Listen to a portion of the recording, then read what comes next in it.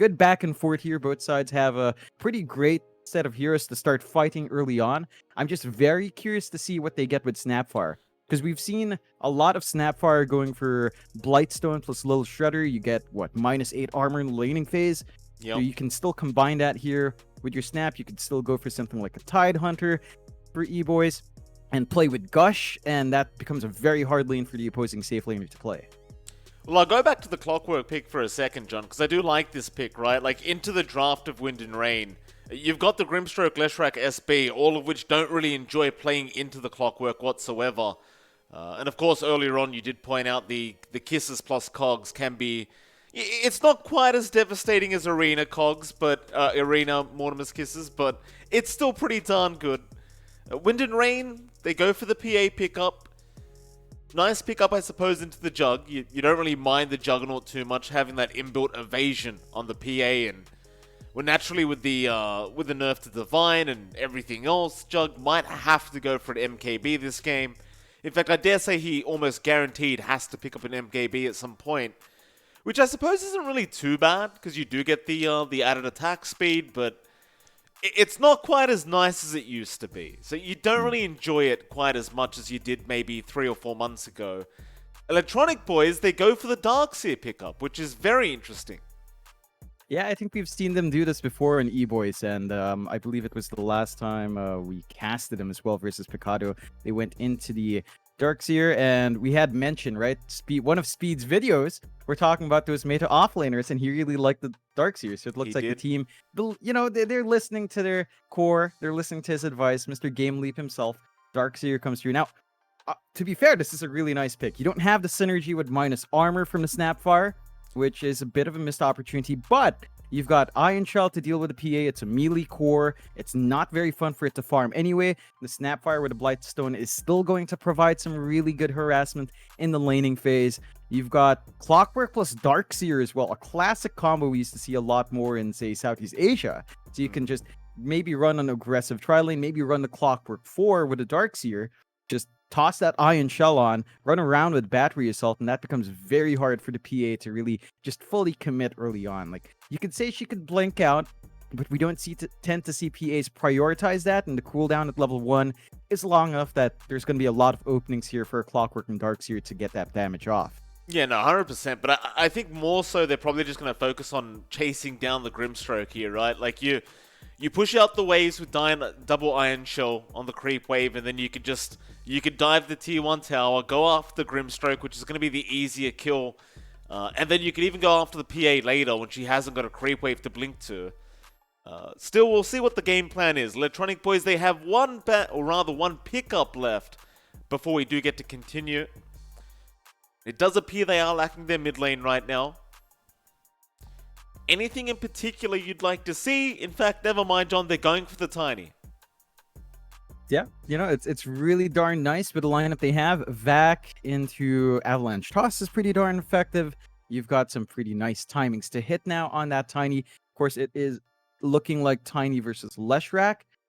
That's a decent lane for Tiny, but the Leshrac does have a lot more AoE magic damage. Tiny's gonna have to space himself out a little bit better, play with a tree grab, and really try to be as effective as possible, efficient as possible with the Avalanche to clear out the waves. So the Leshrac should still not be harassed out too much, but the Tiny has some ways of playing that lane. Of course, you will have to watch as the Tiny for rotations from the Spirit Breaker. Rotation at the 2-minute mark, 3-minute mark, 4-minute mark, all very potent for a Spirit Breaker once charged and the bash is up. So there's a lot of potential there for Wind and Rain to still aim for some early kills down mid if they wanted to. The Tiny does have Snap and Clock that could rotate in, but neither are as mobile as the Spirit Breaker in that laning phase. So there is a little bit more aggression coming through mid for Wind and Rain, but for Wind and Rain's part, looks like we're lacking an offlaner. They do go into the Bristleback here, so a really tanky frontliner.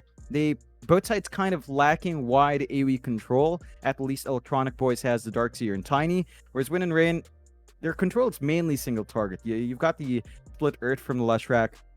Maybe you can lock a couple of heroes in with the Soulbind, but you will have to watch that bigger 5v5. E-Boys definitely have ways of just getting their control off better. Like, say, Vac into Cogs is probably one way, a little bit harder to pull off for a huge group, but that is certainly one way to clump them all up to get your Snapfire going. Wind and Rain, though, they do have really good scaling here, right? PA can really farm up, get the Battle Fury Desolator, BKB, suddenly no control, it's going to stop Cassius C from just getting what he wants, and Sabo on the Bristleback. Once you hit Vanguard Hood of Defiance, it can be hard to burst that hero down, so there's some pretty good spikes here for both sides to play with. Certainly is, John, but when I look at both drafts, I'm kind of leaning towards what Wind and Rain have right now, and it's mostly based off the fact that once you've got BKBs on these cores on Wind and Rain, I don't know what Electronic Boys can do after that. I don't really see a great way of killing the Bristleback either this game. It kind of feels like they are probably going to struggle. Assuming Salzburg has a nice game on the Bristle, it should be quite difficult to actually get rid of him. And overall, like, their draft to me just seems a bit more well-rounded. But I'll ask you the hard question, sir. Which draft do you believe came out on top before we do start off this game number 1? I think you've got really good points about Wind and Rain. I think it's going to be hard to deal with the Bristleback. I think it boils down to laning, right? Like, Eboys have this fantastically aggressive set of laners. If they manage to overwhelm Wind and Rain early on, you've got 3 cores that need to go into jungle. Leshrac will have to play there to get his farm injection. We see, of course, PA with Battlefield will want to just be efficient in the jungle, and a Bristleback, if it doesn't have a good laning start, needs to find jungle farm to get the Vanguard and the Hood of Defiance. So there's a lot of heroes that need to dip into that resource. And if they don't find that good laning start, that's where it could get rough. So I'm going to give Eboys a little bit more breathing room here. I think their Clockwork plus Darkseer combination already makes the top lane kind of hellish for them to get that space out. And it's really just down to Eboys. If they play around the timings that this meta has brought out, this patch has brought out, if they play more aggressive, it's harder for Wind and Rain to bounce back in. Fair enough, John. Get into the game soon. Both teams currently just waiting on opposite sides of the map. Just both in their triangles right now. It should end up in a 2-for-2 unless the side of Wind and Rain want to come over. Eboys looks like they are going to move up to the high ground of the Dire jungle, but are they going to actually sneak up from behind Wind and Rain? Cassius, he's thinking about it, but Speed is going to show himself early, and that'll be enough for the PA. He'll back off, so a 2-for-2 start on the bounty runes, pretty even. Everyone just going to walk back to their lanes. It does look like in the meantime, Wind and Rain were able to get a nice Observer Ward on the high ground of the Radiant side of the mid lane. So that is one positive you got out of that early kind of banner rune position, but well, that's about all that happened. Yeah, and I think the one thing you have to wonder here is the ward position of Eboys, right? Like, it's up on the top left of this ramp, so you're not going to be able to see the Spirit Breaker coming from your right side. That could be an issue for Red. Of course, down mid, we do have Red too, up against Zabo on that Bristle. So it's a mid Bristle against Tiny. I think this is a much better lane to have. Like, the Bristleback still holds its own. The Tiny will have to watch its spacing. You have to remember, Tiny starts with 0 armor. So as you build up the Quilt Spray, that physical damage starts to stack up, and that makes it a little bit harder for Red to want to get that burst potential off. He's going to have to watch his spacing really well, and again, just be as efficient as possible with his tree grab and his avalanche early on.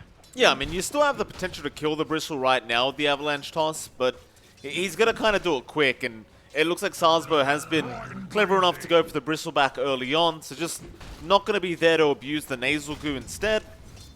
And I was kind of wondering whether he would bother going for the Nasal Goo early, because it does seem like it'll have a lot of value. But I suppose with Tiny already being 0 armor, there's probably no point. Salzburg will just wait out on that for now. Of course, up at top lane, John, you've got YYY along with Cassius against AA and Giant. This kind of lane, you briefly went over it in the drafting phase, and you talked about how strong the Clockwork Darkseer can be. For now, they are a little bit quiet, naturally, because they are still at level 1. But as the levels go up, I feel like this Grimstroke should be very scared. Yeah, it's not going to be an easy time for him to keep that harassment up. You're already seeing AA going for the pull, trying to get his level 2 up. And once you do hit that level 2 spike on the clock along with your Darkseer, you're going to have the cogs to play with. Once you go up, you can get the Surge up on Giant. Very easy for AA to gap close then. And there's really just not too much Y can do. Like, on paper, there's some aggression with PA Grimstroke. You hit level 2, level 3 on the Grimstroke, level 2 Inkswell. You can easily just Phantom Strike with the Inkswell on top and try to go for kills. These are two very tanky cores, though. Very tanky heroes in the lane. Like, the Darkseer is going to be hard to burst down. The Clockwork as hell has a substantial amount of EXP. So your best bet is just to sit back and farm. And for the most part, Cassius is allowed to do that. 15-2 here. Not too much coming out yet from the side of Eboys. They had that really nice shoved wave early on. So it's just really good control to have. And as long as you ride through this early spike from Eboys like this, I think you're going to be fine on the side of Wind and Rain. Yeah, I mean, Cassius is doing a great old job right now, but here we go. Y is going to get jumped on, double A, he gets the cogs out, and this is what we were talking about. Y, he's going to try and go for a run, the deny, no. Giant, You've just achieved first blood. he does manage to pick up the kill, and that's just going to keep happening for Y now. There's not really much of a way of getting out, because Cassius C should be perfectly fine on the PA, but if you're the Grimstroke, you're going to have to be very careful at this stage. And definitely, I think the one thing with Cassius C that happened there was he tried to go help the Grimstroke.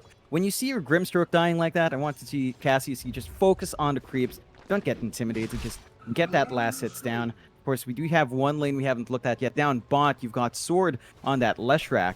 He is currently solo right now. We do see Steel Borko just rushing back in with a charge. He's up against Speed on the Jug and Albino Zebra on that Snap. And I love Albino Zebra. Start the Blightstone, level 2 Little Shredder. They can try to focus down if they want, but you have to respect the control here from Wind and Rain. They've got Charge, they've got the Bash, they've got the Split Earth. There are a lot of chain stunts out, and as a Jug, you only have so many casts of the Blade Fury in lane, so Speed's gonna have to be slightly cautious. But again, with all the minus armor and Albino Zebra, he can trade hits with Steel Borko. Top lane, Y does end up dropping again. Double A gonna chase down Cassius C, and he's trying to go after Giant, but it's a lot of damage output with the double iron shells, but he does end up surviving. Meanwhile, bot lane Sword is gonna get spun on by Speed. Speed is going to be able to take the kill, and meanwhile mid lane, Sarsbo and still Borko moving in onto red 2, and will they get the mid tiny? Yeah, it's just the rotations that we were expecting out from Steel Borko. He gets down mid. Again, the ward here from Electronic Boys is just a bit awkward. It's watching top left ramp, not the top right. And that's the approach angle the Spirit Breaker will take. So you're kind of protected by the fog every single time for Steel Borko, and that just gives many more opportunities to be aggressive. You can see him already laying onto Speed, just getting the bashes, and Speed's not having a jolly little time here. Look at double A. Nice. Oh, Speed. No, he's alright, but top lane, Y, he's cogsed up. They literally just dived the tier 1 tower for it. There you go, Cassius C. I'm not sure why he's fighting.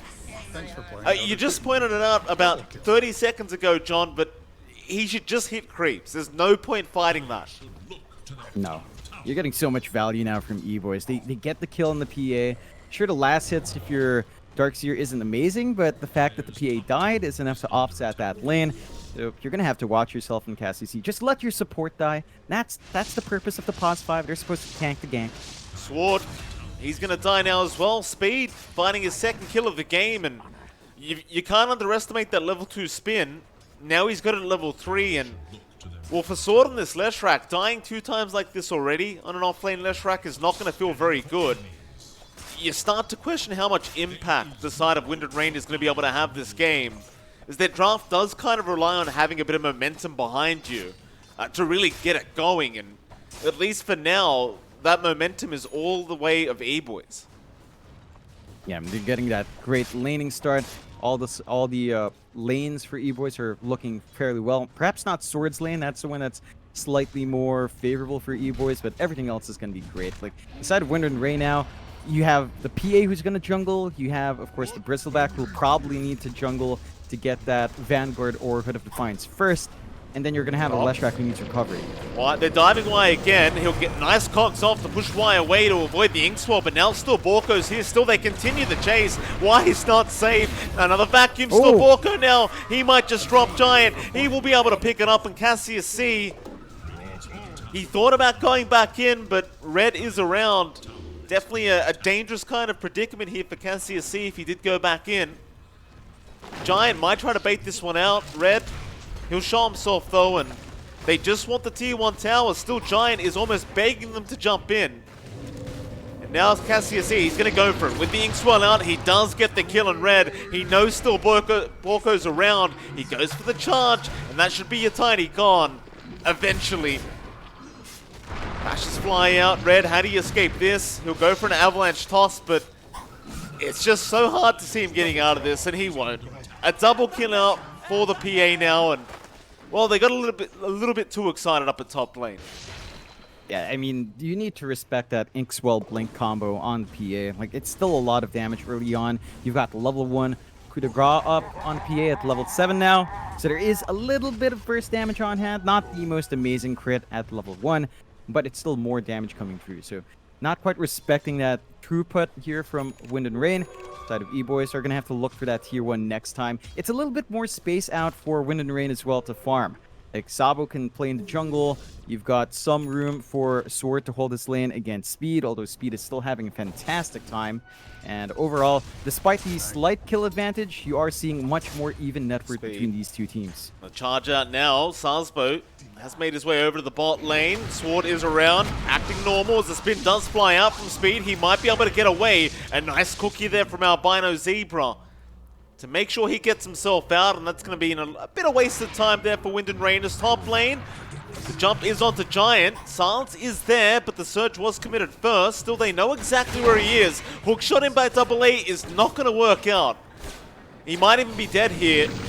As he throws the cogs down, Cassius C, quite low on mana, is not going to bother chasing. But they got the kill they wanted anyway. Killing spree. And bot lane, still Borko. Ends up dying to Speed again. So Speed, he finds his 3rd kill of the game. Yeah, it's a back and forth between these two teams already. 15, 16 kills at the 9.5 minute mark. Outstanding set of movements from both sides. You're getting some really good farm on Speed, but Cassius E has managed to start to get a lot of kills on this PA's belt. Really different itemization here from Speed. Going for the Yasha rush, maybe going into the SNY, maybe opting for a Manta, although I don't really see the point of Manta here. But he is going to be active a little bit earlier. The one issue is if the game does go slower, Speed is not going to farm as well as the PA once the Battle Fury's up. So there is some pressure here on Eboys to play a bit quicker with the Yasha opt-in from Speed. We're going to have to see what the game plan is down the line. They do manage to clear out the top tier 1 now. Lots of space given out as the side of Wind and Rain are starting to just go into that jungle. You can see Cassius clearing out that top jungle, trying to build that farm. It's still lacking 2 parts of B Fury. Nice rotation here from Red, running the exact right way. The blur maybe not going to save the day here for Cassius C, and still Borko. Bot lane again, going to go down to Speed. Hook shot, not going to be on the mark. And I don't actually blame that on Double A. He just didn't have an angle while Red was chasing like that. I think Red maybe needed to sidestep for a second, but it won't matter too much. They still apply a lot of pressure and force him back to the fountain. However, at the bottom lane, while that was happening, Speed got his 4th kill of the game. They've got to be very careful about this, because, like you said, the PA should out-farm the Jug once that B Fury is up, but if you keep giving kills away like that to Speed, it may not be that simple. No, they are making moves. Albino? Albino goes down to Sword. Meanwhile, Sarsbo's having a look at Speed now. Of course, on the Bristle, he can just try and run him down. Speed's going to man-fight this. Not sure about that. Needs to back off, but he'll try and abuse the healing ward. Sarsbo's just doing your general kind of off-lane here. Just being very annoying towards the opposing position 1. Just trying to force him out of those farming positions. Yep, he is just really tanking the front line to open up space to get the push down bot. Tier 1 is traded away. Tabo now does have his power spike. Hood of Defiance and the Vanguard up. He can really just stand in front, force a response, but their mid-tier 1's falling. They've got to respond quick here and win the rain. Well, it's gone now. Big win there for the side of Eboys is now. Borko gonna rush in, Speed gonna go in, it does have a spin, but won't commit yet. Now it does get him into the Mortimer's Kisses and the Vac Wall. They do commit the Soulbind, but it is not gonna matter. Speed gets a double. Red, he's on to the mid lane, again onto Sarsbo. The Bristle is gonna be alright. It's not a great team fight for Wind and Rain, John. 2-for-1 trade, and you've lost that Leshrac again. It's this Lesh is going to be a non-factor this game, it feels like. Yeah, I mean, he's kind of trying to go for, say, a utility build here on Sword, trying to go for the Spirit Vessel now. Just not your standard Leshrac. I think that's the right play starting on the off lane. So he's still going to have some impact. The show is really on Sabo and really on Cassius E. Like, these are the two heroes that need to get big now. Your Leshrac, his impact is just going to come from trying to live as long as possible. Maybe once the ult's up, feel a lot nicer about that still. Double A, he really wanted that courier. Red gonna come in onto Cassius C. There won't be enough damage though. He will be able to blink strike out, and now the cogs. Hook shot off the mark again. Split Earth is out. They've held the clockwork down. Double A still trying to fight, but it is not gonna work out. He does go down, and I'm not 100% sure where that hook shot was going, but I didn't see any heroes around. Red, he'll stick around though. Avalanche Toss is back up, but Sword is going to chase him down. Borko with the charge, might just be dead and does charge right into his death. But now Sword is there with the Inkswell and Pulse Nova. He'll get Albino Zebra. But it's a 1-for-1 trade on those supports, and it just doesn't feel amazing for Wind and Rain. No, it really doesn't. I think the one thing they're at least getting out of this is that they are getting some space out for Sabo and a lot of space out for Cassius E. The Battle Fury not quite up on our PA. Still going to be up relatively quick considering the lane. I'm seeing about a 14-minute B Fury, perhaps 14 and a half if he doesn't find a camp soon. But you're still going to hit that nice farm timing there. You have Sabo who can just take a lane and AFK now. So he's always going to find farm unless someone responds to that movement. You don't quite have the burst damage on hand from Eboys to handle the bristle yet. Like, we've seen a lot of attempts from Red to get the avalanche toss. Not the right target. Still, Eboys are smoked up. They really want to play with this blink on Red. Gonna look for a good target down mid. They are. Double A ready with the hook shot. Red around as well. Borko. Oh, they've just popped the smoke immediately. It gets broken. So far, though, no hook shot coming out, but Cassius C has his blur broken. Double A should have seen him, but he's very close to that tier 2 mid tower. And now the charge comes in. Borko is going to charge right down to the bot side of the map onto Sword, but they're going to lose Y in the process. Still, they have found out Giant of the Darks here. They will be able to pick him up. Albino moves in with the little shredder, but it's going to cost him his life maybe, as towards the north, they found Double A as well. A complete mess here for Eboys. But for Wind and Rain, a pretty nice set of kills. Definitely is. They punish the movement out from Eboys. They only lose their supports really on the side of Wind and Rain, so they get some good punishment in. The side of Eboys, though, they've got a major spike on their darks here. They've got the Ags up. So you've got 2 charges of a Iron Shell. It gives you a nice shield as well with 300 HP. It's a lot of durability coming out here for Eboys. You just need to maximize this now. We've seen the most success for Eboys in bigger fights. Perhaps it's time to clump up mid and try to get the kisses off. Well, they're going right now. Red. He's around. Nope. Won't jump in.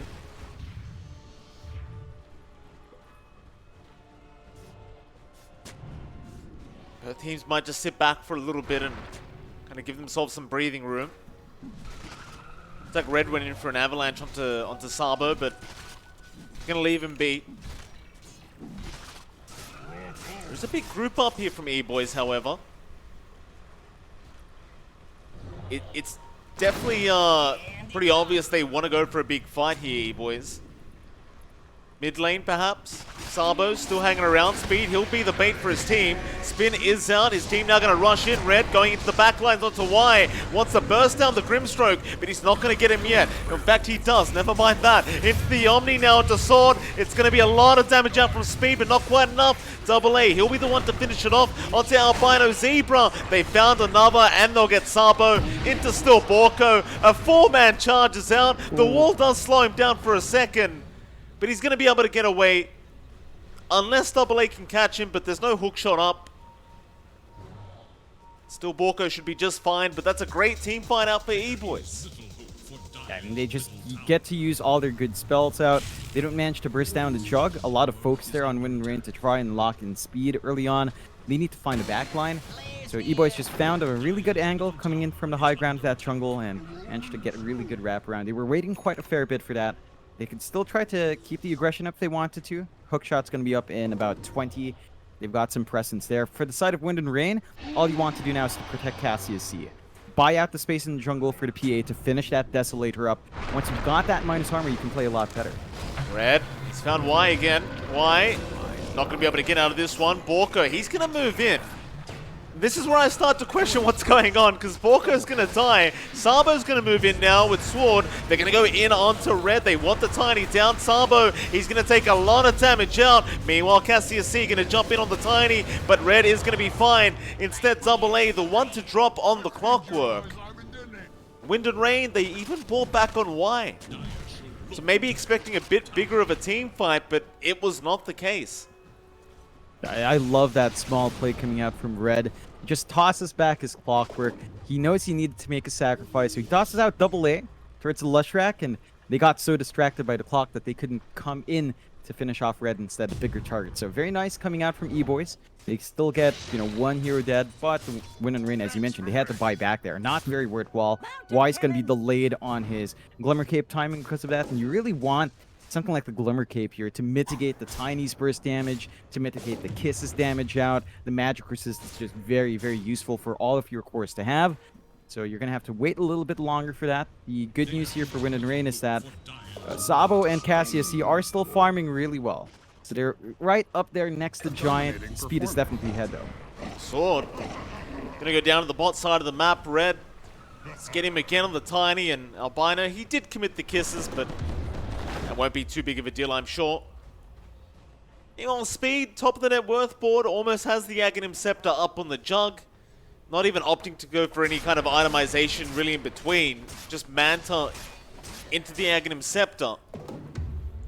We haven't seen anything like that MKB being queued up yet, but I think the way this game's going, they may just be more reliant on the Tiny and Darksea to deal with Cassius C, and kind of let Speed deal with everyone else on the map.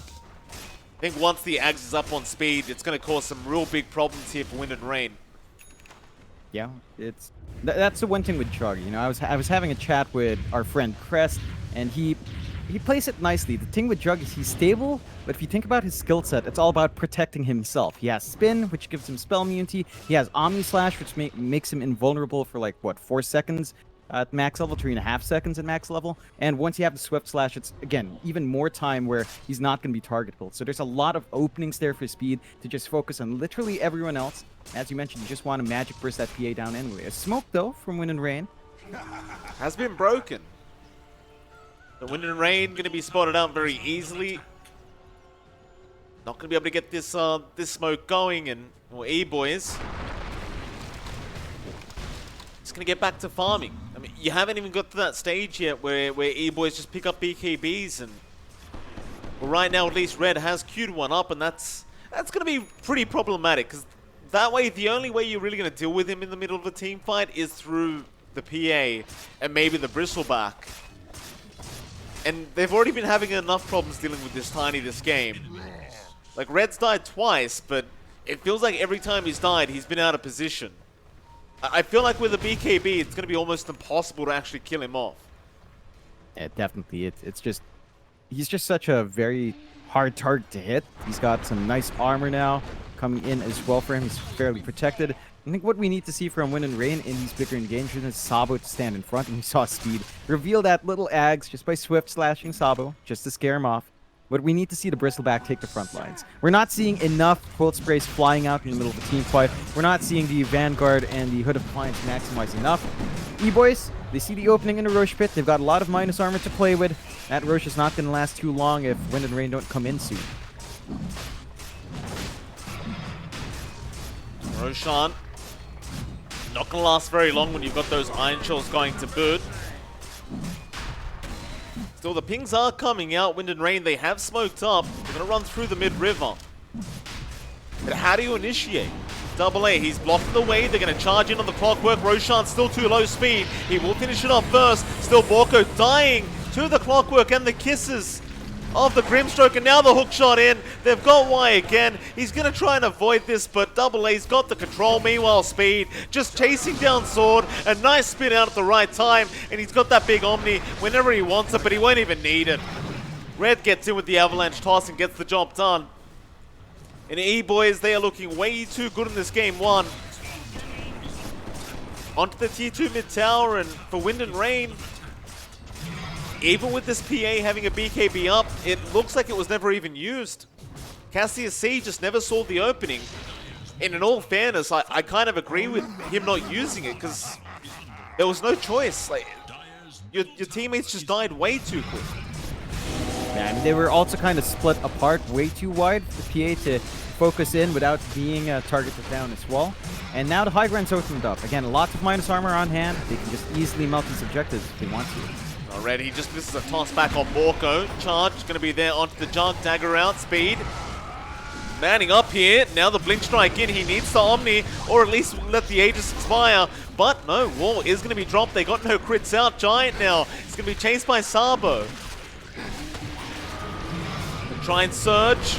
And Avalanche, a big one there from Red to stop them in their tricks. And now the Omni Slash flying through. They will get Sabo, it looks like. They kill off Cassius C. A great hook shot in from our Clockwork. And there goes Sabo, finally dropping onto Y. They get the Grimstroke to Bird. It's just much cleaner from Eboys this week. And look at Red. Nothing like a bit of BM. Nothing quite like it. Oh, yeah. The issue here for Wind and Rain is they're finding some good farm on their PA and their Bristle. Their Leshrac fell way too far behind. And you have two cores who are farming well enough, but really you want an item advantage. Right? PA would love to have the Desolator on top of the BKB here. There's not enough space to get that lead for Cassius C. There's not enough space for Sabo to build an item lead as well. So it's just not enough. It's too greedy coming out from Wind and Rain. Nice hook Sword. shot. That is a great hook shot in from AA. He was waiting because the creep wave had aggroed to him, so he could not go for it. Meanwhile, topside, Red and Albino Zebra take down Sword again. But John, that hook shot, as soon as the charge button was pressed by our Spirit Breaker, AA got the hook onto him and just stunned him up immediately. Very unfortunate stuff. Yeah, it's not lining up for Wind and Rain. They're just being controlled all over the map. The ward of E-Boys are just all over the opposite side of that river. So they've got a lot of top jungle wards, which means that they have to play blind in that bot jungle here for Wind and Rain. It just makes it easier to punish, easier to guess where that dire side's at. E-Boys now, they still hold the Aegis. They've got a lot of good farm. That MKB we're looking for, Mike, for speed is finally flying out. It just lacks the Javelin to farm up. And once you have that, you can basically just kill anyone. The PA's not going to be tanky. The Bristleback is probably the hardest target to kill off there, but he's a non-issue. Like, Sabo lives true. The rest of his team dies, and he doesn't have enough on the hero to really just stand and take on a 1v5 yet. The Bristle's just not that big. Yeah, I mean, Speed is just farming way too fast in this jug, and he's onto the tier 3 tower now. Sabo gonna move in, trying to go after the healing ward, but Speed, some nice micro there. Silence out, but the Manta is gonna allow him to get away. Without that healing ward, he won't risk too much. Even with the Aegis up, he's more than happy to play conservatively on this jug. With the net worth lead you don't really need to rush. Like, you could just control the map like this and just keep growing the net worth lead. And well, there's not much that Wind and Rain can do about it now. Especially with this draft, it feels like you're all in on Cassius C, but without the Deso up, he doesn't really have much damage output. Yeah, he just doesn't burst anyone down, and it's down to the fact that, again, he's sharing farm with Bristle. He's sort of sharing farm with Sword, although Sword has taken the back seat, but you just don't have that item advantage. Like, this is a PA with Battle Fury, and it's losing out to farm against a Jug with Manta. That's all that Speed really has to farm. The Manta style. Maybe Ag's stats helps out as well, but you should be faster than this on Cassius C. Nice easy hook shot there onto Y. He's going to try and use the Glimmer. Inkswell now out, but AA has the kill. Yeah, you've got to love playing Clockwork against Grimstroke. It is very fun. Still Borko now going to charge in, but I'm not sure what this is about. Speed, he's going to rush in as well. A great cookie out from Albino Zebra, and Speed will pick up another. Wind and Rain looking very desperate to try and make a play. As Red, Avalanche is not going to connect Cassius C. He's going to be alright, but Speed's going to get a Swift Slash off. It's a lot of damage output. They do get the Yules to save the day. Mortimer's Kisses to fly in. Does connect on Cassius. It forces the BKB out. So he's not going to have the BKB charge for the high ground defense. And they know about it. Speed, he'll get started on the T3 tower immediately. Meanwhile, Double A is being chased out, but Speed, he does have the Omni. There's your Soulbind down, but is it gonna really matter? Sword is still trying, and he's gonna chase, but I think they have to be very cautious. And they'll leave it at that. They'll take the clockwork, they'll defend the high ground, but they'll let Eboys back off. Yeah, I mean, you're still fairly happy as Eboys. You're still forcing a lot onto that high ground here from Wind and Rain. They're going to have a bit of a struggle in terms of still getting that item advantage up. The next Rosh is still 2 minutes off until we see the respawn, so you don't really have that objective to play for Eboys. If they wanted to, they could try clearing up the bot lane. Take out the tier 1, take out the tier 2, completely prevent Wind and Rain from having access to even their triangle, and that's how you can choke them out. They're not going to have really good farm progression here because of how limiting this map is. They're trying to play in that bot jungle once more. They're just all kind of sticking around Cassia C, but to ensure that the PA is not going to be caught out, which is great. It's just everyone else is really starting to fall behind here. The build-up in Sabo, he's stalled out since getting that Eternal Shroud. He is getting the heart up onto Bristle in a timely enough fashion, but the build-up is still a ways off, so you have to wait for that durability to kick in. And Eboys, they just get to play anywhere. They've got really good wards in the top jungle. They've got control in the area. You're still getting farm up. Speed is, just building into whatever he wants now after that MKB. Perhaps the Basher would be really good here. And Wind and Rain, all they can do is hope that Eboys maybe makes a misplay and they can get a good kill onto Speed, because if they get that Jug, it could be worth a lot of gold. The issue is Speed has just been very disciplined in how far forward he's been going. Very disciplined in his positioning, and there's just not much to abuse there for Wind and Rain. Oh, he's been having a great game, Speed. Props to his team as well for buying so much space, but he had 4 kills in the laning stage, so he did do a lot of it himself. Wind and Rain, they're going to be stuck on that high ground. At least they do have the Deso up now for Cassius C, but the issue is he's left himself with no buyback gold. So assuming he does die at some point, he's kind of just going to be stuck on the respawn timer. That's never fun. Luckily for him though, the side of Eboys, they're still just trying to grow that net worth lead. So they're not too interested in trying to force the high ground again yet. Yeah, not quite yet. They've got a lot of space around the map. I think they might just be waiting for the next Rosh here on the side of Eboys, just to be safe. That is going to be about a minute and a half, though. It's a little bit more time to wait. Wind and Rain can still start to try to build up. We see the Ags being saved for next by Cassia C. They still have the triangle to play with. They've got the tier 1 bot, so they can back up if a rotation does happen there. But definitely not in this top jungle. They take a peek, they see Red just clearing out camps. They know they don't want any single part of having a clash there, so we'll just have to farm elsewhere. Sabo is taking the front line, very close to the heart recipe, and it is up. So your Bristle's super tanky. You need to play with that. You need to somehow have Sabo just stand in front, and get all the damage off with the cold spray, get all the focus on him, play with your Eternal Shroud, and try to build up that way. The issue is Sabo up front means that everyone in the backline just dies. So it's very tricky for Wind and Rain to maximize the potential of that Bristle, because Eboys have just been constantly jumping everyone else anyway. Well, Red was looking into that mid lane, but doesn't quite catch what he wanted. Instead, Sabo going to show himself, but they'll see the heart up now. They know he's a tanky boy. I'm sure they'll be a little bit more careful around that Bristleback this time around, but I question how effective the heart is going to be, though. Like, yeah, he's got a high HP pool, he's got a lot of regen, but can he do anything in the team fight? Is my problem. I think it boils down to what else could Bristle go for. Shivas would probably give you some utility with slows, but the Jug's just going to spin through. The, say, Lotus Orb, you only really have Omni Slash to reflect, and even then, you tend to lead with the Swift Slash here from Speed, so Lotus doesn't sound like the most value, although the armor would be real nice. Now the Rosh is back up. Aegis Cheese Ag Shard coming in here. 3 Ag Shards come through is going to be big. Wonder who they give it to. Probably Red, just to get the right-click damage off on this Tiny with a tree grab, and he does pick it up. So now you don't have any limits to your tree. You can just stand there and hit. You've got the AC and Echo Saber, so Tiny is now a right-clicker.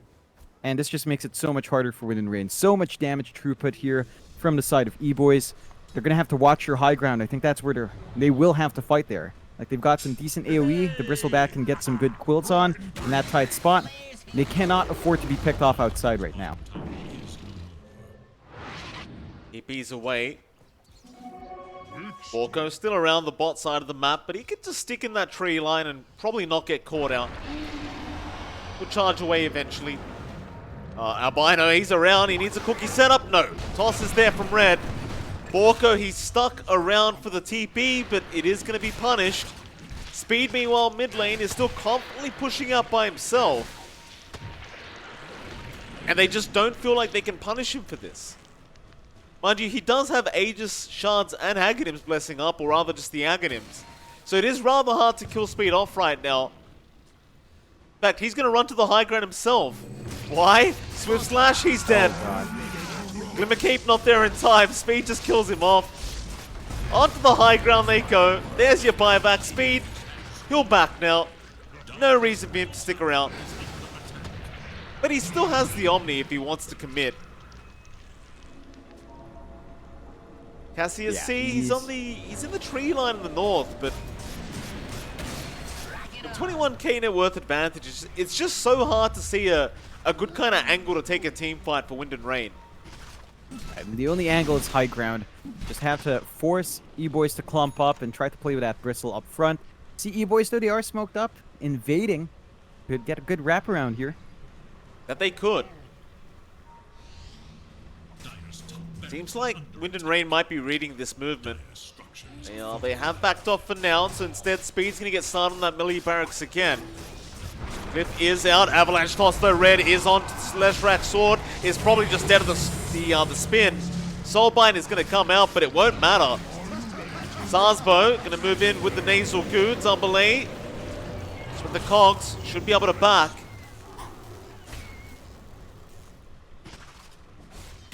Red's looking for the toss target. No, it looks like they're just going to move their way down to the bot lane now and secure that final outer tower. Wind and Rain, again, we're kind of yet to see what they're going to do about this, but they are very limited in options. Yeah, I feel like this is basically just divine territory now if you're Cassius C. Yeah, wouldn't fault him for thinking that. The issue is he doesn't have the farm for it. He's very, very, very far off the divine. And one big factor here for Wind and Rain is, again, they don't have team fight. Like, their AoE is basically just Leshrak, and perhaps the Soulbind from Y, and pumping them up like that, but the control from Eboys is just a lot stronger. They have more stuns, they've got the cogs to break off an area, they've got the kisses that can fly out, they've got the avalanche toss, they've got the tree grab. There's so much more for them to play with here. Oh, avalanche toss, Red, he blew up Y already, that's a dieback on the Grimstroke, and here they come. Speed, he commits the Omni. No, that was a Swift Slash out. He's still got the big one. He doesn't need it yet. Sabo just trying to get out of there. The heart is not helping.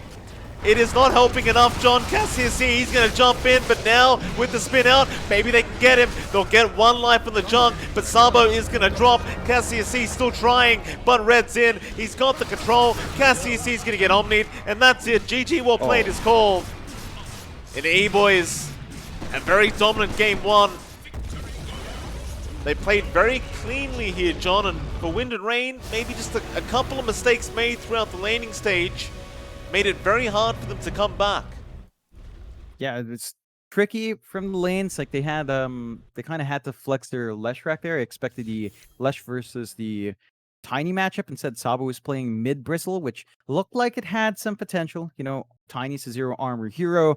Quilt sprays do a lot of damage to a hero like that, but didn't quite pan out. The rotations coming out from Steel Borko as well didn't feel like they were coming out early enough, and there was just a lot more for Red to play with. I think the one thing Wind and Rain really couldn't do because of their draft was team fights. Team fights were just not great. Like, the initiation they had was basically Steel Borko running in, maybe a blink with the Inkswell on, Cassius C, but it wasn't something big like, say, double A with a hook shot, Cogs with kisses flying through, or Red blinking in, getting avalanche toss, or even just the Vac from Giant. They had so many more options from Electronics boys to play as 5, whereas Wind and Rain, it's really just single target pickoff, and that's something they kind of need to work on for the second draft. Have something that can match the pace Eboys want to bring out. They will play fast, and that's the name of the game in the meta, and Wind and Rain just not really getting as much aggression going there. Yeah, I mean, in my opinion, where it all went wrong is really the off lane of Wind and Rain, right? Like, you saw that Leshrac, he died quite a few times in lane. Sword wasn't having a good time, and I think they were going to rely on Sword to actually set a tempo in this game, along with the other two supports. Because you do have this kind of, this roaming duo of three with the Grimstroke, SB, and Leshrac, but it just never happened. Sword felt like he had to just keep farming up, because he was so behind in the laning stage, and with that, the draft just kind of fell apart, it seems. Still, of course, Game 2 is going to be coming up in roughly 10 minutes from now. So we'll be right back with that Game 2 draft. But for now, it is MLP Dota and JohnXFire. And we'll see you all again very, very soon.